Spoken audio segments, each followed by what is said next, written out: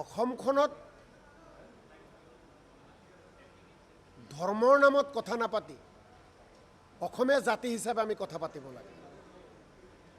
আমি বিচাৰোঁ অসমত বসবাস কৰা প্ৰতিজন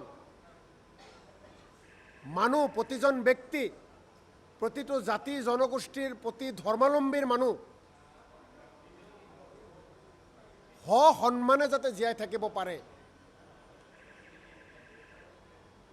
নিজৰ অধিকাৰ সাব্যস্ত কৰি যাতে জীয়াই থাকিব পাৰে, এটা ভাল পৰিৱেশত যাতে জীয়াই থাকিব পাৰে, এটা ভাল পৰিৱেশত ভাতৃত্ববোধৰ জৰিয়তে মৰমৰ এনাজৰীডাল যাতে শক্তিশালী কৰি আমি অসমখনত বসবাস কৰিব পাৰোঁ, তাৰ ব্যৱস্থা আমি সকলোৱে গঢ়ি তোলা উচিত। সময়ে সময়ে এইখন অসমত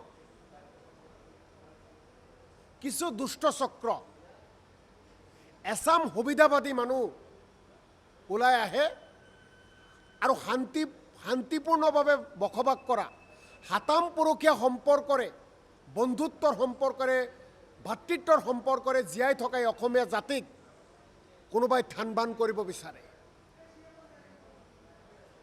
এইখন অসম বিশ্ব দৰবাৰত আমি জিলিকি থকাটো বিচাৰোঁ।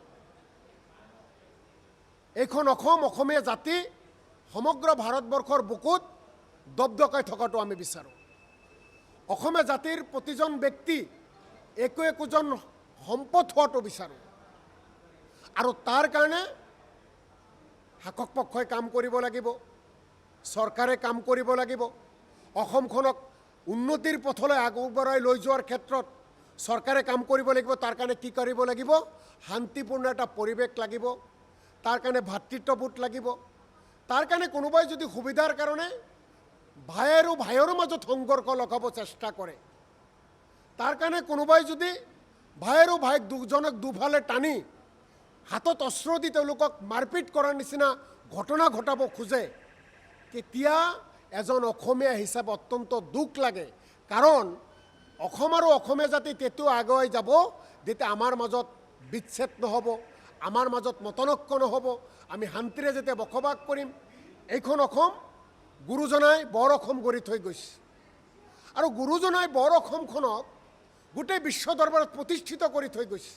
সেই বৰ অসমত কোনোবাই আঘাত আনি সাতাম পৰকীয়া সম্পৰ্ক যেতিয়া বিনষ্ট কৰিব বিচাৰে, সাতাম পৰকীয়া সম্পৰ্কক যেতিয়া অনিষ্ট সাধন কৰিব বিচাৰে, তেতিয়া মই প্ৰতিজন অসমীয়াৰ প্ৰতি আহ্বান জনাওঁ যে আমাৰ প্ৰথম পৰিচয় আমি সকলোৱে ক'ব লাগে, আমি অসমীয়া আৰু এইখন অসমত কোনো ধৰণৰ সংঘৰ্ষ, ভাতৃঘাতী সংঘৰ্ষ আমি হ'বলৈ নিদিওঁ।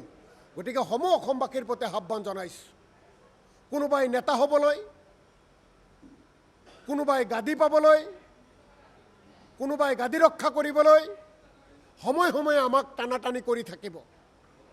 আমি যাতে সেইবিলাকত ভৰি নিদিওঁ, সংঘৰ্ষৰ জালত যাতে আমি ভৰি নিদিওঁ, অশান্তিৰ জালত যাতে আমি ভৰি নিদিওঁ, তাৰ কাৰণে সকলো অসমীয়া জাতিৰ প্ৰতিজন ব্যক্তিলৈ, অসমীয়া আইৰ প্ৰতিজন সন্তানলৈ আহ্বান জনাইছোঁ যে বৰ অসমৰ প্ৰতিজন অসমীয়া হিচাপে শান্তি প্ৰতিষ্ঠা কৰাটো সকলোৰে দায়িত্ব আৰু কৰ্তব্য, আৰু অসম শান্তিপ্ৰিয় হৈ থকাটো আমি সকলোৱে বিচাৰোঁ, সকলোৱে কাম কৰিব লাগে।